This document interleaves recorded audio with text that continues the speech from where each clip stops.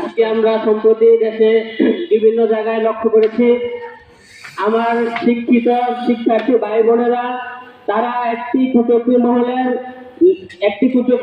ষড়যন্ত্রের শিকার হয়ে বিভিন্নভাবে তাদের অভিভাবক তাদের শিক্ষাগুরু শিক্ষকদের সাথে বিভিন্ন বেয়াদবি ও অশালীন আচরণে লিপ্ত হচ্ছে।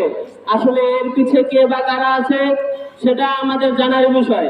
আরেকটা কথা হচ্ছে, শিক্ষা এমন একটি জিনিস, হযরত আলী রাদিয়াল্লাহু তাআলা আনহু বলেছেন যে তোমাকে যে তোমার শিক্ষক একটি ওয়ার্ড শিক্ষা দিয়েছে, তুমি যদি তোমার গায়ের চামড়া দিয়ে ওই শিক্ষককে একটি জুতা বানিয়ে দাও, তারপরেও সেই শিক্ষার মূল্যায়ন করতে পারবে না।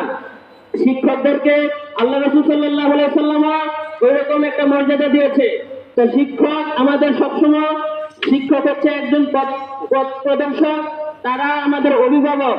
তাদের কারণে আমরা আজকে শিক্ষিত একটা দেশ, একটা আদর্শিক দেশ গড়তে আমরা কাজ করে যাচ্ছি।